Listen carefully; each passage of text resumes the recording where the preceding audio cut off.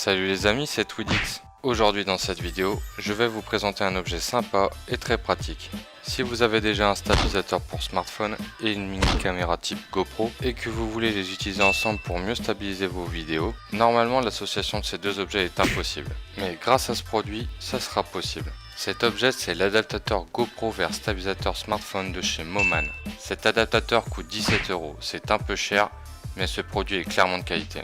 Bien sûr, vous pouvez trouver des adaptateurs similaires pour 5 €, voire même 4 €, mais vous allez les trouver sur des sites comme AliExpress ou bien Wish, donc pour la qualité, on repassera. Maintenant, je vais vous faire un unboxing très rapide du colis lorsque vous allez le recevoir. Rapide parce qu'il faut pas se mentir, il n'y a pas grand chose dans ce carton. Premièrement, la patte de fixation qui vous permettra de fixer votre mini caméra. Et ensuite, l'adaptateur en question.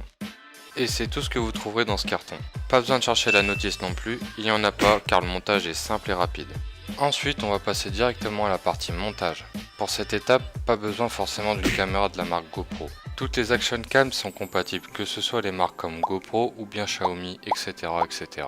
Le plus important à savoir est que les marques de caméras génériques, comme ce que je vais vous montrer dans la vidéo, sont compatibles. Premièrement, grâce à la rainure que l'on peut trouver en façade de l'adaptateur, et grâce aussi aux différentes encoches où l'on peut placer les pattes de fixation. Elles permettront de pouvoir ajuster la patte par rapport à la taille de l'objectif.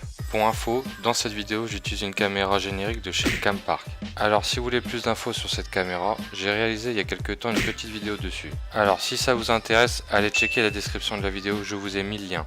Pour la mise en place de la caméra, c'est simple. Premièrement, posez à plat l'adaptateur. Ensuite, prenez votre caméra et placez-la dans la rainure, l'objectif vers le haut. Pour finir, il n'y a plus qu'à placer la patte de fixation contre l'objectif. Et ensuite, il n'y a plus qu'à mettre en place les vis fournies avec la patte de fixation. Pensez à bien serrer tout l'ensemble, sinon la caméra pourrait s'échapper de son support lorsque vous allez réaliser votre vidéo. Ça y est, l'adaptateur est en place. Encore une petite précision sur l'adaptateur que j'ai failli oublier de vous dire. Si vous retournez l'ensemble, vous allez apercevoir une petite ouverture qui vous permettra de voir ce que vous êtes en train de filmer. C'est une précision un peu bête mais utile à savoir. Maintenant passons à la mise en place de l'adaptateur dans le stabilisateur. Ce stabilisateur pour smartphone, c'est le Vimbol 2 de Feilutech. Donc si vous voulez plus d'infos sur ce stabilisateur, j'ai réalisé une vidéo à son sujet. Et comme d'habitude, vous retrouverez le lien dans la description de cette vidéo. Allez, maintenant la mise en place. Premièrement, maintenez fermement la pince du stabilisateur. Ensuite, prenez le support avec la caméra dessus. Faites bien attention à fixer votre caméra la tête vers le bas. En gros, dans le sens contraire de l'adaptateur, comme dans cet exemple. Car si vous ne faites pas ça, la caméra se trouvera à l'envers.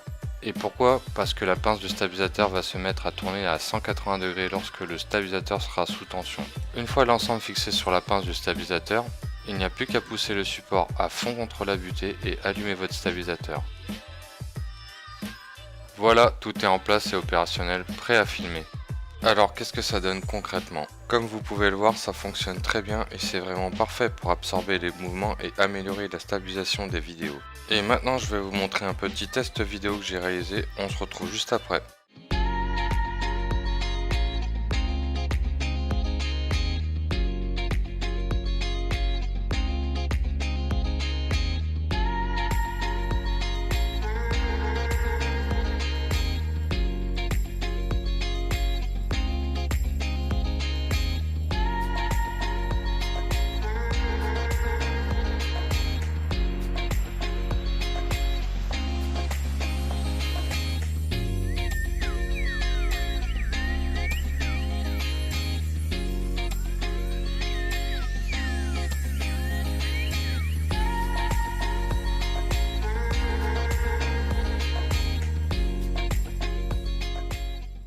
Voilà, c'est la fin de cette vidéo et j'espère qu'elle vous a plu. Si c'est le cas, n'oubliez pas de lâcher le gros pouce bleu qui fait plaisir.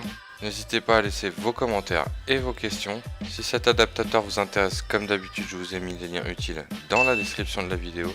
Et surtout, n'oubliez pas d'aller checker ma chaîne et abonnez-vous. Allez, salut!